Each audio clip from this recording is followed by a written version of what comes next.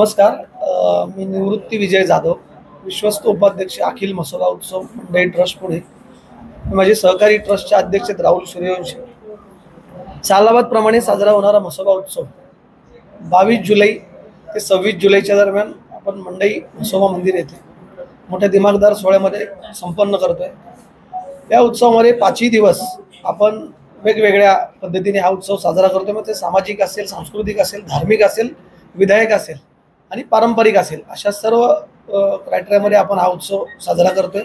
उत्सवाच्या पहिल्या दिवशी धार्मिक विधी तर होणार आहेत, पारंपरिक पण होणार आहे, परंतु सांस्कृतिक पण आपण असणार आहे. परंतु त्याला एक सोशल टच, जशी आमची ओळख आहे त्या अनुषंगाने आम्ही पहिल्या दिवशी सदाशिवपेठ येथील महाराष्ट्र विद्यालयाच्या गरजवंत विद्यार्थ्यांना 1.25 लाख रुपयांचं शैक्षणिक साहित्य प्रदान करणार आहोत. तसेच दुसऱ्या दिवशी शहरातील खेळाडूंसाठी, तसेच दारिद्र्य रेषेखालील लोकांसाठी, तसेच काही गरजवंत लोकांसाठी कार्यरत असणाऱ्या 3 संस्थांना 51,000 रुपयांचा मदत निधी आम्ही प्रदान करणार आहोत. उत्सवाच्या तिसऱ्या दिवशी लोक गटारी अमावस्या साजरी करतात. ती गटारी नसून दीप अमावस्या आहे. त्याचं एक महत्त्व लोकांना कळावं. हा आखाड महिना नसून आषाढ महिना आहे, त्याचं महत्त्व कळावं म्हणून आम्ही तिथे मंदिराच्या इथे गेली 5 वर्षे दीपोत्सवाचं आयोजन करतोय. 1100 दिव्यांचा दीपोत्सव तिथे आम्ही साजरा करणार आहोत.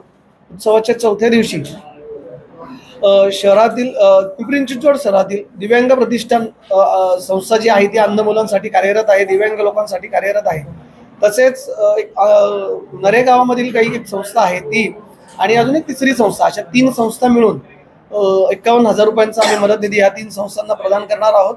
तसेच उत्सवाच्या 5व्या दिवशी आम्ही ट्रस्टच्या जडणघडणीमध्ये त्या क्षेत्रातील मान्यवरांचं आम्हाला सहकार्य लाभलं, तर त्या क्षेत्रातील मान्यवरांबद्दल एक कृतज्ञता असावी म्हणून आम्ही दरवर्षी भूषण पुरस्कारांनी त्यांना सन्मानित करतो. त्याच्यामध्ये व्यापार, उद्योग, पत्रकारिता, कला, संगीत आणि धार्मिक अशी 6 क्षेत्र निगडीत असतात.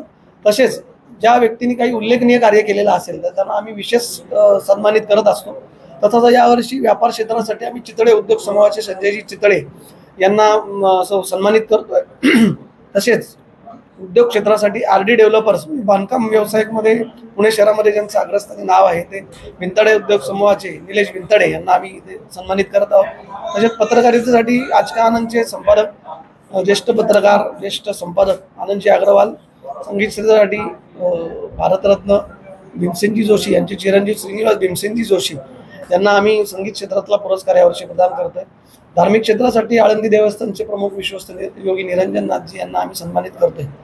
तसेच कला क्षेत्रासाठी ज्येष्ठ अभिनेत्री सविता मालपेकर आणि ज्यांचा आम्ही यावर्षी विशेष सन्मान करणार आहोत त्या आदमापूर देवस्थानच्या कार्याध्यक्ष रागिनी खडके त्यांचा त्याच्यामध्ये समावेश असणार आहे. तसेच तो सोहळा झाल्यानंतर आम्ही दरवर्षी महिलांसाठी वेगवेगळ्या स्पर्धांचं आयोजन करतो आणि त्यांना लाखो रुपयांची पारितोषिकं प्रदान करत असतो. गृहोपयोगी वस्तूंचं त्यांना वाटप करत असतो. तर यावर्षी आपण हा पुरस्कार सोहळा झाल्यानंतर महिलांसाठी लकी ड्रॉचं माध्यम असेल, खेळ पैठणीचा कार्यक्रम असेल किंवा चालता बोलता नावाचा कार्यक्रम असेल, या माध्यमातून 2.5 लाख रुपयांची पारितोषिकं या महिलांसाठी आम्ही प्रदान करणार आहोत.